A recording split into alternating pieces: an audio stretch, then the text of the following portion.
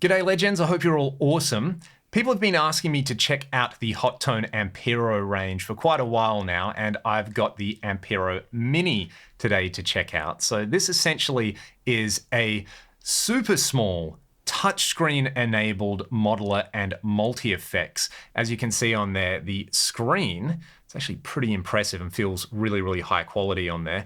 Very, very responsive, as you're going to see in the video.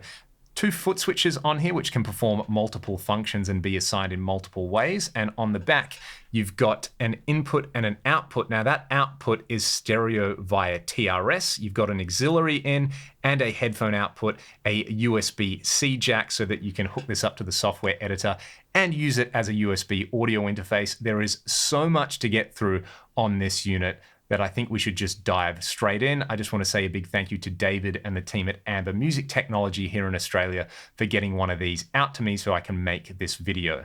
Let's go. Let's get started dialing in a few sounds using the touchscreen on here. You can see in the middle of the screen, you've got the preset and bank number. You've got the preset name underneath it. If you want to navigate through presets, you can either just press the little arrows down here, or if you want to scroll through them much quicker, you can use this bar down here. So you've also got a row of parameters down here, which are quick access parameters for each block. And if you want to change them, you just press and hold. This will give you a list of all the available parameters that you can assign in here. And across the top, you can access your control and expression menu, your drum machine, your global settings, and the edit menu in here. Before we go any further, this is just the Marshall JCM800 model with my free LT-TV Mix 7 cab IR and a little bit of the plate reverb in here.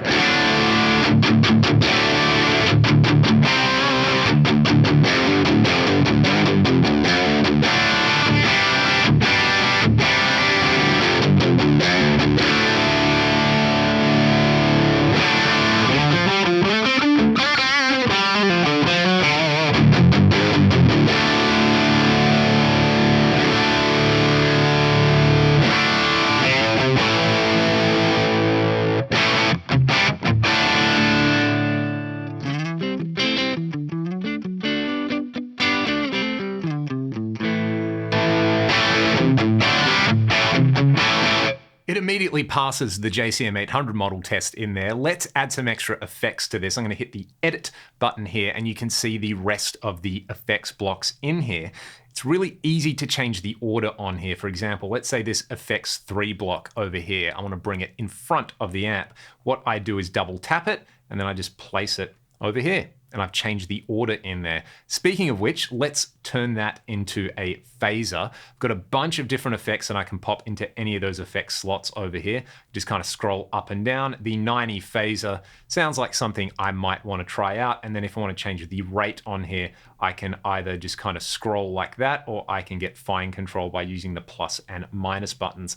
Let's just have a listen to what this sounds like to start with.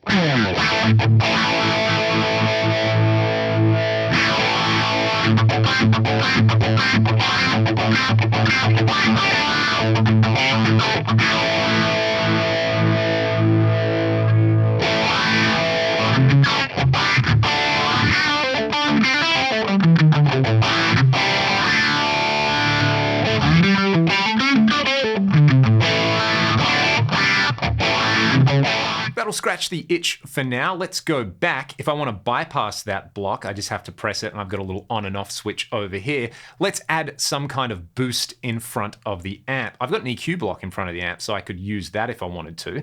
Let's try the effects 2 block to start with though. I'll just hit edit over here. I'm going to set it to be, say, the super drive over here based on a Boss SD1. Let's take the gain all the way down and the volume all the way up and have a listen to what that does.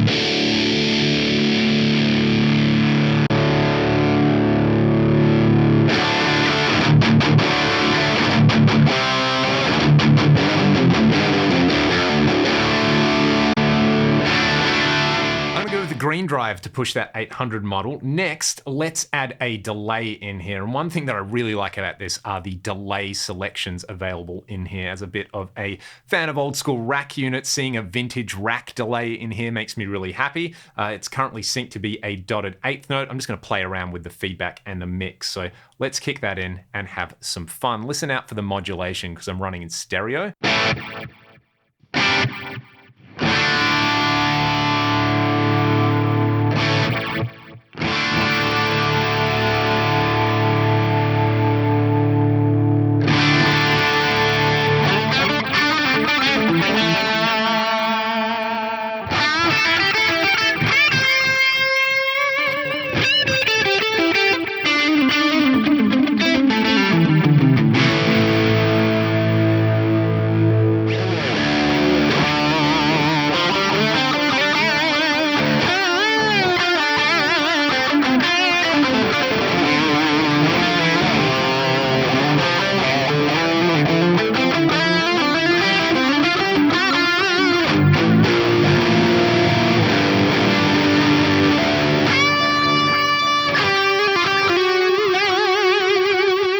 Done with all of that and I want to save it, I can just hit the save button up here. I can name the patch. There's a mini keyboard on here and save it to a desired preset destination. So I'm pretty happy with that. I'll show you another patch that I've dialed in advance, like a bad TV chef. This one is using the Mark II C+ model in here. There's actually 3 different models of the Mark II C+ and 3 different models of the Mark IV, which makes me really, really happy. Basically same IR, and what I like about this, like a real boogie, you keep the bass and middle low, you crank up the treble, and that kind of gives you your desired tone. There's no graphic EQ section in here, but it kind of sounds like it's been modeled with some kind of preset graphic EQ curve in here. What I'm going to do to this is maybe add, say, the dimension style chorus at the back of this. I've got the Liquid C on mode 3. Mode 3 is my favorite mode on the real pedal, and it sounds pretty close here.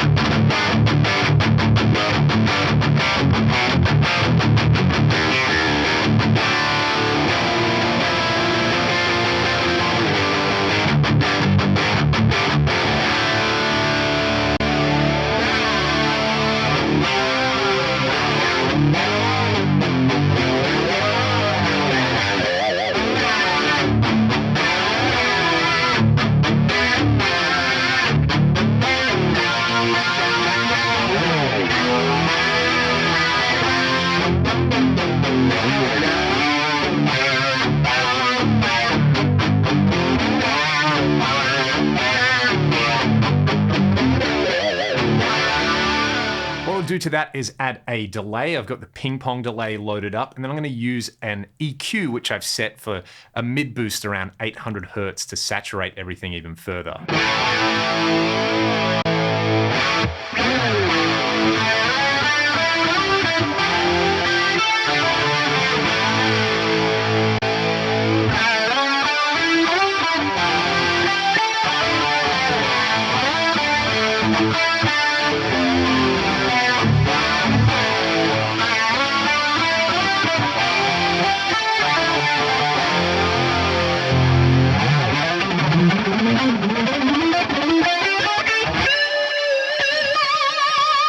That's more than going to satisfy my greasy needs. Let's hear some clean sounds next. On this preset, I have set up the amp to be the black twin model, so kind of Fender twin style thing in there. I'm using the plate reverb again, which I am going to change and let you hear some different reverbs. And I've got this factory Bassman cab. What I like about the cab models in here is you can set the mic type and change the X and Y position, as well as having a low cut and a high cut built into the cab block in there. So I've got this set up for a pretty basic clean sound. Neck pickup tapped on this guitar now.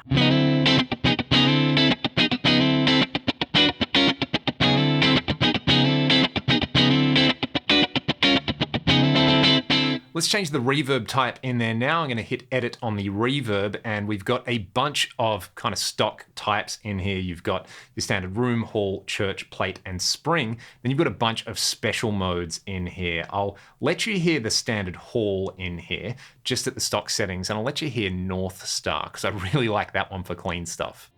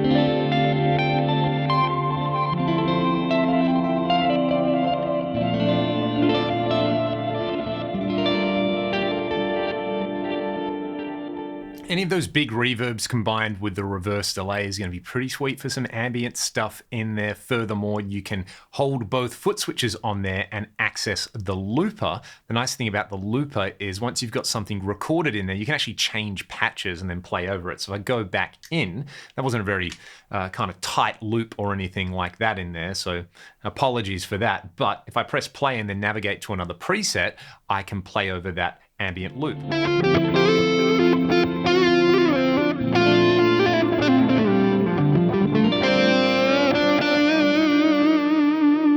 Let's hear a few other effects on here. I've got a compressor dialed up in the effects 2 block at the moment. This is the Compressor one, which just has 2 controls, one for sustain and one for output. I'm going to crank both of them up so you can hear what that does.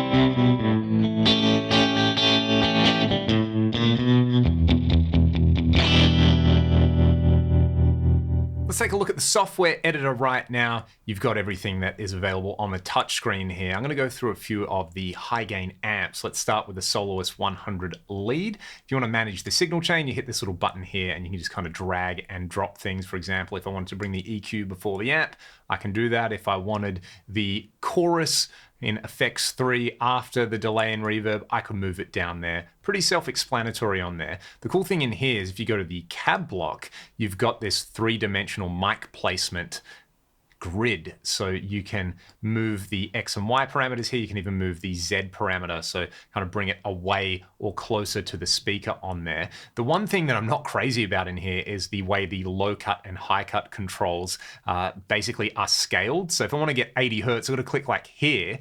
But I feel like for a low cut, I should be able to click around here and get a reasonable value like 100 Hertz, but it goes to 812. And then same thing with the high cut, the scale on it is really extreme. You got to get to around here to get to what I would consider a pretty standard value of around 8K. And then the low cut, you've really got to be careful with that one. You can just enter numerical values, but that is something that I think could do with some improvement. But having said that, in the cab block, you've got multiple mic choices in here. I'll let you hear some of those. And these are all on every single cab in here. And there's quite a few cabs. So this is the Soldano model at stock settings with the Soloist 4x12 cab.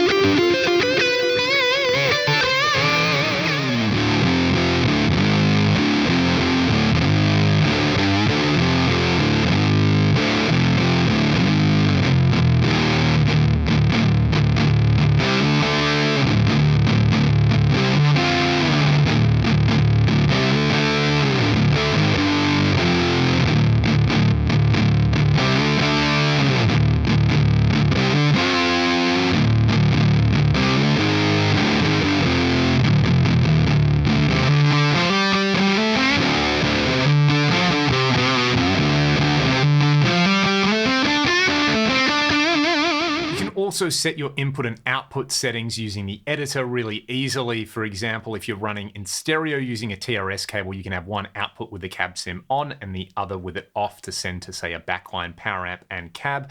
It's also a USB audio interface. You can set all of that up in there, update the firmware, read the release notes. You can go into the About section in here as well with a little ad, but I figure if you bought one of those, you probably know about the unit already. The other thing that's in here as well is a drum machine, and you've got a bunch of different drum beats and tempos in there. And because this has a headphone output on it, that combined with the drum machine is going to let you practice silently and actually have some grooves to play around with. I feel like one thing I always run into with these units is there's always more that I don't cover than I do cover. So hopefully the sounds that I presented on here were appealing to you and give you a good idea of what the Ampero Mini can achieve. And hopefully you've got a good idea of the workflow on the unit and with the editor. I am so impressed by what this thing can do in such a small form factor, especially the touchscreen. It is as good as any other touchscreen product that I've tried and been impressed with. I'm actually kind of struggling to think of something that does the touchscreen thing better. It also just kind of screams quality when you take it out of the box, like the metal enclosure feels really nice in your hand. It's got a nice kind of weightiness about it. All the jacks on there feel like they're high quality. Having USB-C on there is a nice touch. And the overall fit and finish and aesthetic is really, really slick.